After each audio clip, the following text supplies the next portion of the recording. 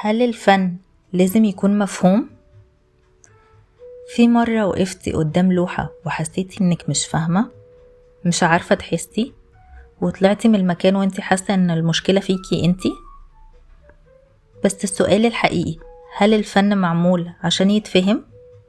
ولا احنا اتعودنا نفهم كل حاجة اكتر ما نحسها؟ احنا اتربينا على مفهوم غلط. من واحنا صغيرين اتعلمنا ان كل حاجة لازم يكون ليها اجابة واضحة، صح او غلط. حتى في الفن كنا دايما نسأل الفنان كان يقصد ايه، وكأن احساسنا ملهوش اي قيمة. بس الفن عمره ما كان امتحان، الفن كان تجربة. مش شرط تطلعي منها فاهمة، بس ممكن تطلعي منها متأثرة متلخبطة، وده طبيعي جدا. ليه الفن اصلا مش مفهوم؟ عشان ظهر مدارس جديدة، ومنها مدرسة الفن الحديث. ناس كتير قالت ان ده مش فن اصلا. ليه؟ عشان مفيش قصة واضحة ولا شكل متوقع. بس الحقيقة ان في الفن ده مش لازم يتشرح، مش عايز يشرح نفسه، عايزك تقفي وتحسي زي الموسيقى كده. عمرك سألتي نفسك الأغنية الحلوة ليه حلوة ومعناها ايه؟ لا، انت كل الحكاية ان انت حبيتي الأغنية، حبيتي احساسها، فكرتك بشعور معين، عشان كده انت حباها.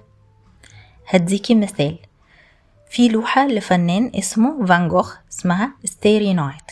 ناس كتير قعدت تقول ايه ده، سما غريبة، خطوط ملفوفة. بس لما تقفي قدامها تحسي بحاجة كده، توتر، حركة، حدة. الفنان فان جوخ ما كانش اصلا بيرسم منظر، كان بيرسم احساسه.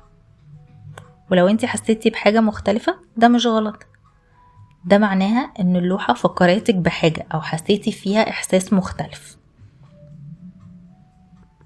بالنسبة لي مثلا اللوحة دي كانت امل. ما كنتش متوترة خالص، ما كنتش حاسة بالحدة اللي فيها.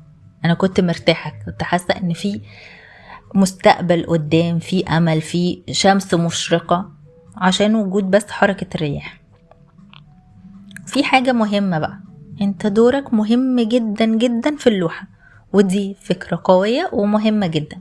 ان اللوحة ما بتكملش غير بيك انت، اللوحة ما بتكملش غير بالمشاهد. الفنان بيحط احساسه وانت بتكمله بخبرتك، بذكرياتك، بمخاوفك. عشان كده نفس اللوحة ممكن تطمن حد وتقلق حد تاني خالص، ومفيش حد فيهم مش فاهم او فاهم غلط. لا بالعكس، كل واحد حسها بطريقة مختلفة. انتي مش لازم تفهمي كل لوحة، ومش لازم تعجبك كل مدارس الفن او كل الفن بشكل عام. المهم تسمحي لنفسك تحسي، لان الفن مش معمول عشان يتجاوب، معمول عشان يسيبك دايما مع سؤال، ويسيبك دايما في احساسك. قوليلي بقى، اخر لوحة وقفتي قدامها كانت لوحة ايه، وحسيتي ايه وقتها؟ بس كده، باي باي.